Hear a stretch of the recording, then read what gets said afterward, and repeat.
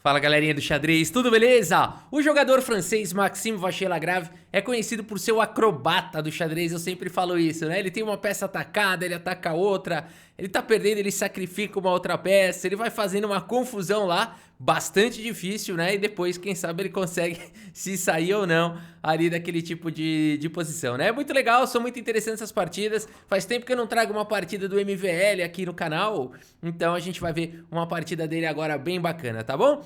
E eu quero dar uma dica aí pra você que quer entrar na área de tecnologia. Rafa, eu quero trabalhar com programação, eu quero entrar nesse mundo aí, como é que eu faço? Você que é dessa área, me conta, me dá alguma dica, né? E eu sempre falo, galera, o Caminho das Pedras é a escola online Alura, a maior escola online de tecnologia do Brasil, né? E por que, Rafa, aqui é tão bacana aí o Caminho da Alura? Pelo seguinte, pessoal, aqui você vai ter diversas formações, isso aqui que é legal.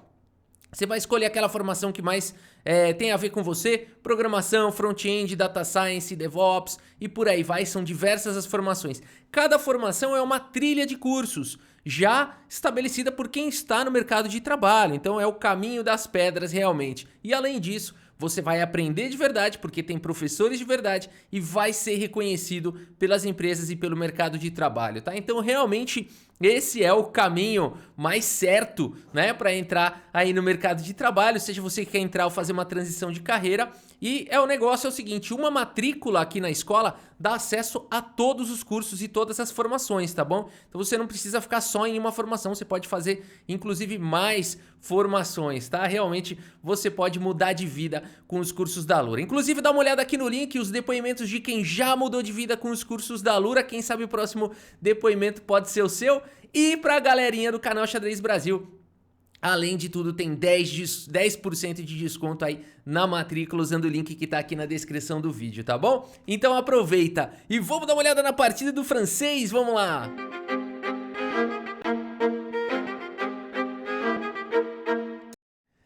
Muito bem, galera, temos aqui o francês Maxime Vachier-Lagrave com as peças brancas jogando aqui contra o Nicolas Sedlak, o jogador sérvio.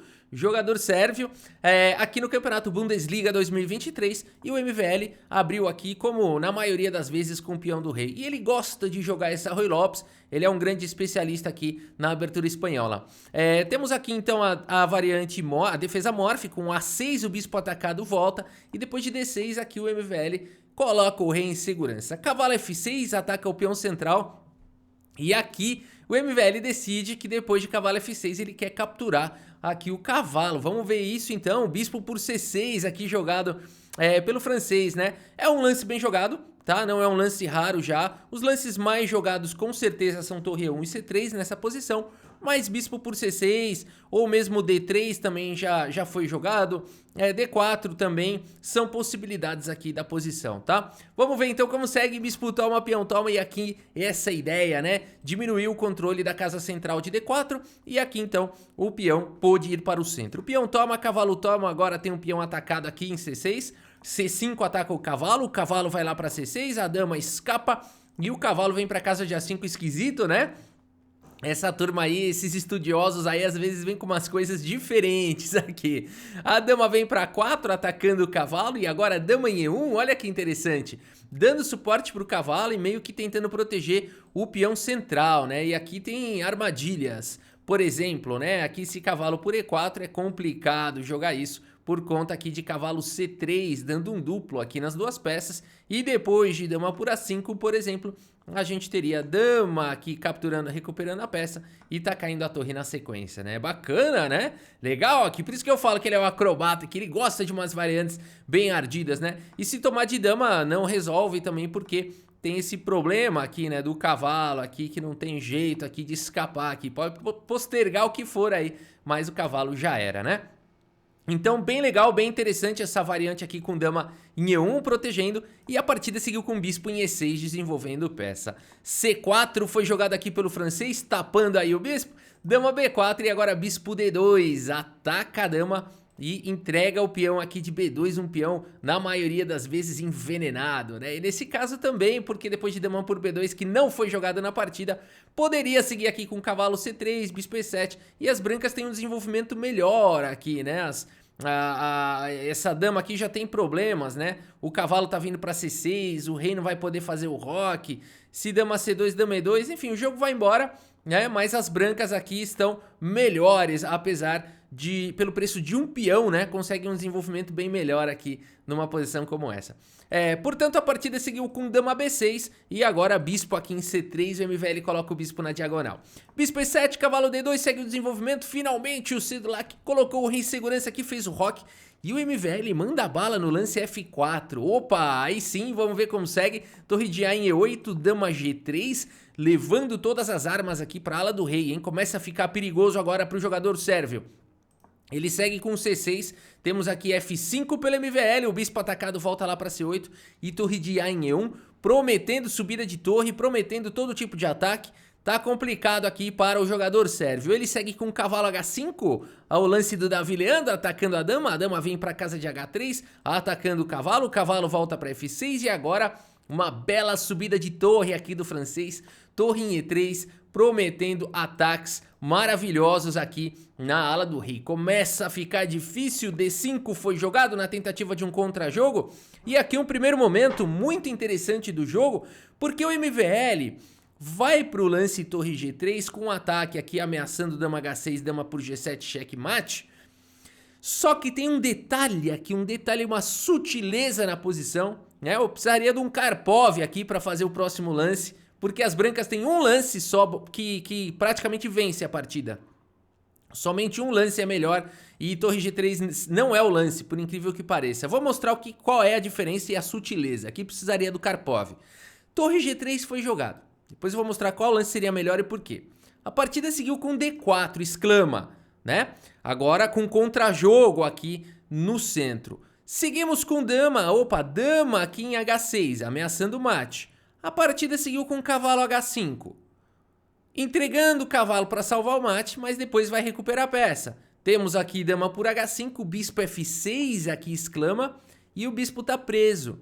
Legal, né? Legal, vai recuperar a peça aqui, a partida vai seguir com equilíbrio aqui, seguiu dessa maneira. Agora, Rafa, qual que é a diferença? Notem agora qual que era o melhor lance aqui da posição, não sendo torre G3. Olha a sutileza. Primeiro o peão toma.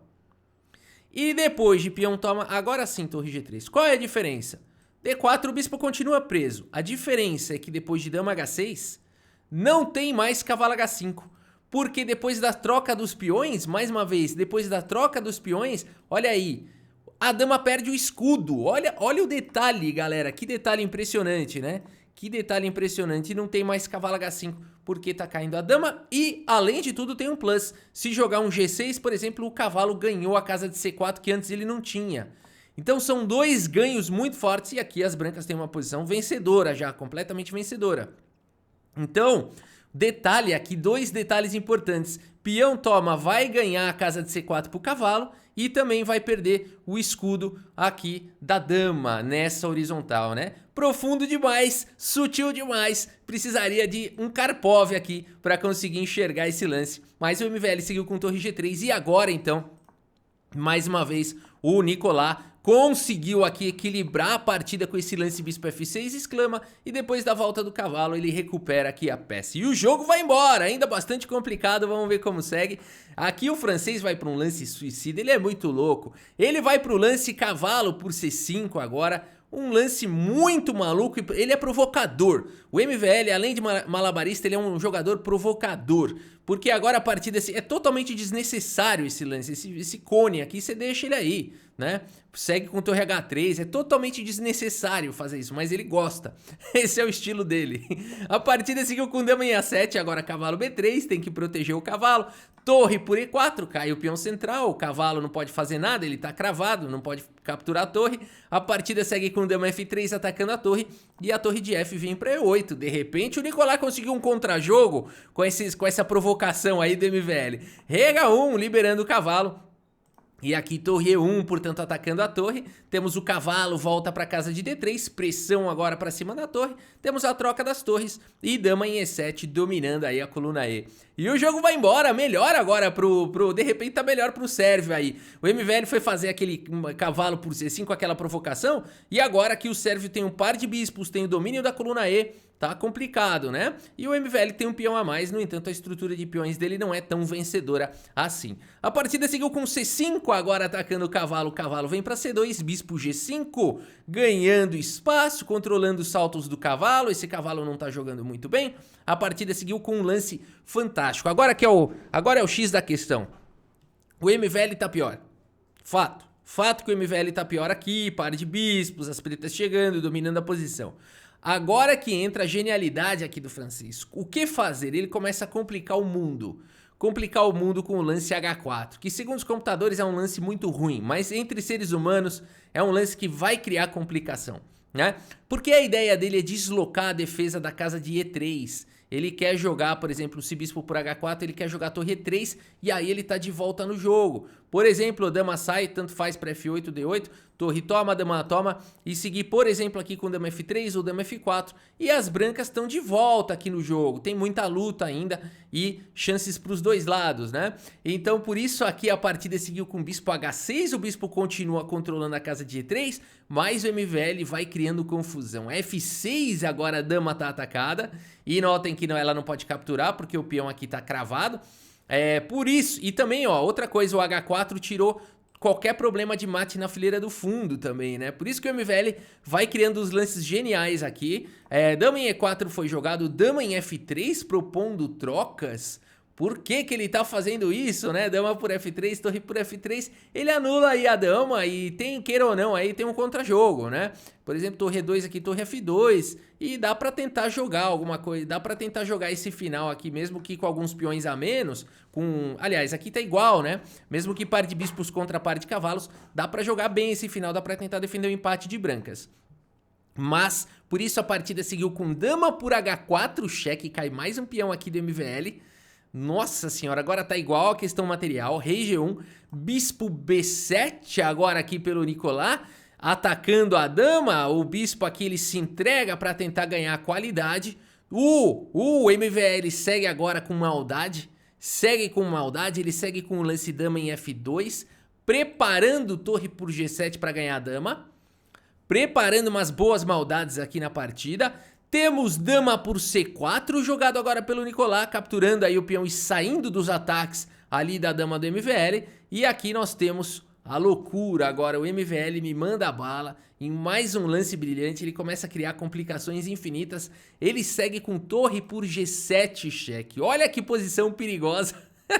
Lance 40, o Nicolas tem 2 minutos aqui no relógio para tentar equacionar aqui e ele não pode de fato capturar essa torre por conta de dama G3, indo para o checkmate não tem defesa, olha que loucura, tem uma torre a menos aqui, mas esse cheque não é saudável. E a dama não consegue também proteger aqui o bispo, ninguém consegue proteger esse bispo, né? As brancas vão ganhar, vão dar checkmate. Por isso a partida seguiu com o rei H8, eu tô falando que esse MVL é o malabarista aí do xadrez, e agora dama G3 jogado aqui pelo MVL, que será que ele tá querendo com esse lance? A partida seguiu com bispo D5 protegendo agora aqui em F7, e o MVL segue com o lance cavalo E5, pressão total, motivos táticos, a dama tá atacada, o Nicolas segue aqui agora com dama E4, salvando aí a dama. Temos aqui C4, MVL na luta, agora ataca o bispo. Aqui temos o lance bispo em F4 atacando a dama. E o que jogar nessa posição? Porque a dama tá atacada, o cavalo tá atacado infinitas vezes, né? Agora é complicado jogar aqui essa posição. Por exemplo, né? Vou jogar um lance como dama H3 para pressionar aqui em H7. Não funciona, a dama tá protegendo aqui em H7. Né? Aqui as pretas estão completamente ganhas. Então o que jogar nessa posição? Mais uma vez, o MVL, o que ele faz quando ele tem todas as peças atacadas e tá quase levando mate? Ele sacrifica mais uma. Torre por H7 aqui pelo francês, olha isso, por isso ele é o acrobata do xadrez. Dama aqui por H7 e agora o bispo tá indefeso, desviou a defesa. Dama por F4 e o MVL segue na luta. Bispo atacado e o Nicolas vai para um lance brilhante aqui. Bispo por G2, galera, a ideia é que ele também vai recuperar a peça e vai jogar um final melhor aqui. Mas o MVL não permite isso, ele salva o cavalo dele com o cavalo E3, o bispo atacado volta para casa de H3, rei F2 na luta, bispo aqui salvo em E6, pressionando o peão, salvando em F7. Temos cavalo em F3, segue manobrando aqui o francês. Dama em H5, aqui temos o lance A4 e agora a torre G8, uma posição perigosa para o francês. A5 ele segue passando a vez. Bispo G4, temos cavalo toma, torre toma. E galera, olha essa posição, né? A posição dos sonhos aqui para as negras, porque o rei tá exposto, a dama tá atacada, peão de C4 caindo, a dama pode vir para F5, pressionar F6, enfim, a posição dos sonhos. As pretas estão ganhas, o MVL vai perder aqui, né? Se ele não tomar cuidado, mas o MVL segue criando dificuldade. Dama D6 aqui na posição. Nós temos pressionando aqui o peão de A6, ele vai querer criar um peão passado, pressionando o C5, queira ou não também, né, a dama tem que ficar aqui protegendo em F7, a torre tem que ficar protegendo a casa de G7, existem perigos na posição. A partida seguiu com rei H7, o francês segue com dama por A6, e aqui, dama em F5 foi jogado, cravando aqui o cavalo. Temos dama B7, trazendo a proteção para o cavalo e preparando para avançar aqui o peão passado, e aqui, galera... Aqui acontece um fenômeno, olha só, eles já passaram do lance 40, o MVL tem quase 1 hora no relógio, o Nicolas, queira ou não, tem 15 minutos aí, dá pra pensar num bom lance aqui, gastar uns 3, 4, 5 minutos que seja pra tentar bolar um plano aqui pra esse final, mas a verdade é que esse final não é nada fácil, né? Esse peão passado realmente chama a atenção, é um peão perigoso, e aqui, por exemplo, um lance vencedor seria dama por F6, mas teria que realmente jogar muito certinho aqui depois desse A6, A7, né? Realmente a gente fica se perguntando como que as pretas podem jogar aqui, quem é que tá melhor, né? E aqui de fato as pretas estão melhores, mas não é nada fácil aqui. Por exemplo, seguir com o lance dama cheque aqui, o cavalo cobre, né? Aqui só repetiria os lances, mas aqui dama F5 exclama, né? Muito difícil de achar isso, né? Permitindo aqui a dama para seguir aqui com ataques de checkmate. Então teria que ter visualizado tudo isso aqui o Nicolas nessa posição para ter a frieza de jogar o dama F6, né, e deixar o peão disparar, né? Teria que ter esse cálculo aí, né? Mas aqui os nervos já estão à flor da pele e nesse momento o Nicolas faz um lance de 500 de rating. Faz um lance de 500 de rating, o Nicolas joga a partida inteira pelo ralo. Ele faz o lance torre por C4, interroga 3, interroga tudo. Eu vou botar aqui, cadê o interroga? Cadê aqui, ó? Interroga 2, é o máximo que dá aqui no chess.com. Porque o que vai acontecer? Vou até colocar uma bomba aqui agora. Dá pra colocar uma bomba? Deixa eu ver. Dá. Vou colocar até uma bomba aqui, ó. Não sei como é que explode essa bomba aqui. Mas o negócio é o seguinte. Aqui tem uma bomba porque a partida seguiu com dama por F7, meus amigos. E nessa posição, o Nicolas, que tava ganhando até 2 lances atrás, um lance atrás... abandona aqui a partida, abandonou porque não dá mais, pessoal, qualquer lance cai a torre e de repente, nossa, tomei um susto aqui você também, e que é isso? E de repente as brancas têm uma posição vencedora, é inacreditável aqui com o peão passado, e tem uma posição vencedora, claro que ainda dá pra, bom, aqui o melhor seria simplificar, né, e o peão aqui tá completamente, né, o rei aqui consegue capturar aqui, ó, vamos desenhar o quadrado, ó. O rei já está dentro desse quadrado aqui, significa que esse peão aqui não consegue ser promovido. E esse quadrado aqui, olha só, o rei está fora do quadrado, né? Significa que esse peão será promovido, né? Isso é só uma regra geométrica, mas você pode contar lances também, ó. 1, 2, 3, né? O rei precisaria de uma carambada de lance. E aqui 1, 2, 3, 4 e o rei chega com menos lances do que isso, né? Muito bem, galera, uma partida espetacular, o MVL escapou da derrota, né, do nada, deu um efeito aí que o cara fez um lance de 1500 de rate, olha o que aconteceu, ele tava ganho, lance brilhante, uma partida espetacular, pá, torre por peão, não, né, foi tudo por água abaixo aí. E o francês escapou da derrota. Galera, esse é o xadrez, essa é a verdade do xadrez entre seres humanos. Mesmo os melhores jogadores estão sujeitos a essas oscilações aí por cansaço, nervosismo, tensão, né? E tudo mais. Mas é isso, galera, espero que vocês tenham gostado aqui dessa partida e do vídeo. Muito obrigado pela sua audiência, um grande abraço para todos vocês e até a próxima. Valeu!